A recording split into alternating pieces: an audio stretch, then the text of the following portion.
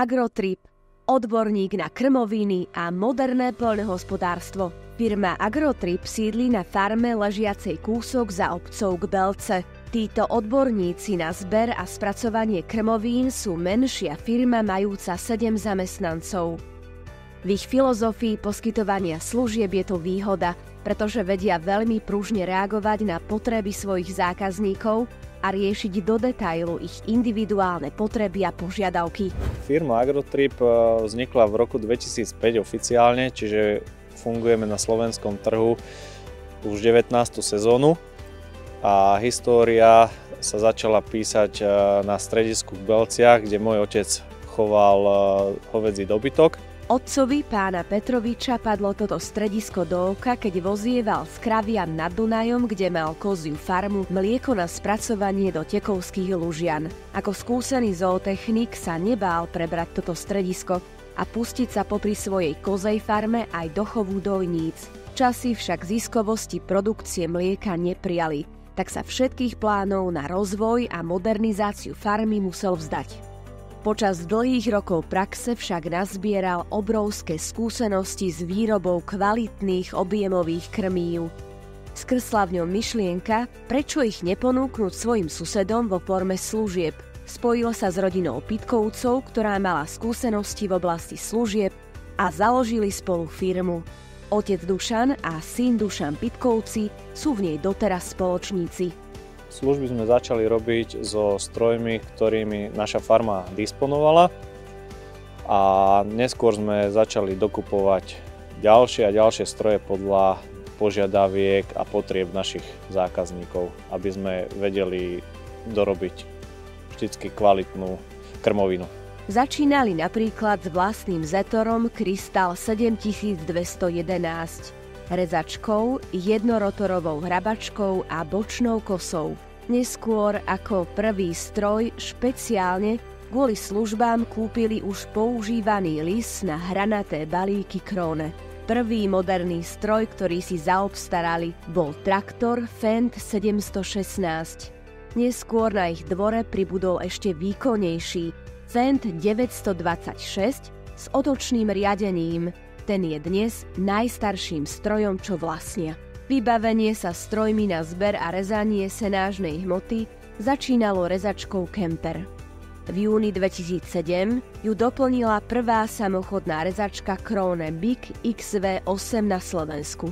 Kvôli nej nahradila dvojrotorovú hrabačku trojrotorová. Dnes majú v poradí štvrtú rezačku Krone Big X1100, asi najväčšiu na Slovensku. Je k nej adaptér na priamy zber zelenej raže a lucerny. V roku 2022 ním vedeli pozbierať aj kukuricu. Vedia zabezpečiť aj odvoz porezanej krmoviny a jej utlačenie v jame. Špecializujú sa však hlavne na jej uskladnenie do vakov vlastným vakovačom.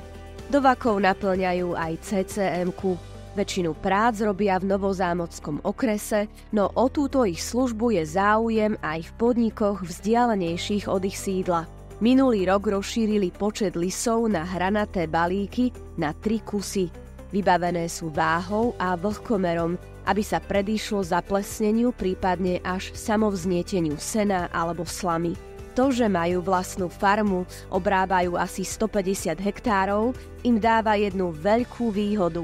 Všetky stroje, ktoré vlastne firma zakúpila, boli vždycky najprv odskúšané vo vlastných podmienkach, na vlastných poliach, aby sme dokázali tomu zákazníkovi poskytnúť najlepšiu možnú kvalitu služby. Milan Petrovič sa snaží sledovať moderné technologické trendy, ktoré sa v poľnohospodárskej technike objavia. Majú na zreteli, že pre zákazníkov je dôležitá nielen kvalita vykonaných prác, ale ocenia, ak sa im znížia náklady. Preto sa postupne dovybavujú tak, aby ich služby spĺňali parametre precízneho poľnohospodárstva. Vlastnia rozmetadlo organických hnojív Anaburger, ktoré dokáže na základe rozborov pôdy a následnom vypracovaní aplikačných máp dávkovať variabilne. Ich rozmetadlo priemyselných hnojív Amazónie v plnej výbave má váhu, senzor sily a smeru vetra a 128 sekcií. Dávkovať podľa potreby vie nie len podľa aplikačných máp, ale aj cez údaje z N-senzora, ktorý podľa farby porastu ovláda dávku dusíkatých hnojív. Na rezačku zakúpili modul, vďaka ktorému získavajú dáta o úrode, čo sa dá využiť ako ďalšia vrstva aplikačnej mapy pri variabilnom hnojení. Neustále sa snažíme doplňať a obnovovať strojový park a kritériom pri správnom výbere techniky je aj to, aby sme farmárom priniesli stroje, ktoré sú efektívne, znížia im vlastne náklady na ich prácu, len pri dnešných cenách týchto strojov je tá návratnosť veľmi dlhá. Preto kúpa týchto strojov by bola pre nich neefektívna.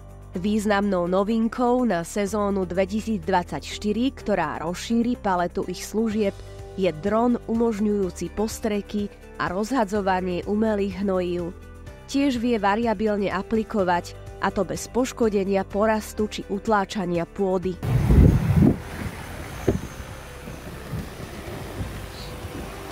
Jeho menším bratom je dron na skenovanie parciel. Údaje z jeho multispektrálnej kamery sa cez špeciálny softvér premenia na rôzne typy máp, ktoré môže pestovateľ využiť pri ich ošetrovaní. Týmto sa ich plány nekončia. Plánujú kúpu 8-radovej plečky s kamerovým systémom. Bude mať čelnú nádrž na tekuté hnojivá. Tu chcú tiež skúsiť prepojiť s N-senzorom a kukuricu a slnečnicu hnojiť tekutým hnojivom variabilne. Agrotrip je firma, ktorej záleží na dobrom mene. Budujú si imidž serióznej firmy, ktorá splní, čo sľúbila. Sami ako farmári vedia, že bez kvalitnej práce nebude mať ich zákazník kvalitné krmivo, z neho mlieko a za mlieko tržby. Serióznosti a kvalite podriaďujú všetko.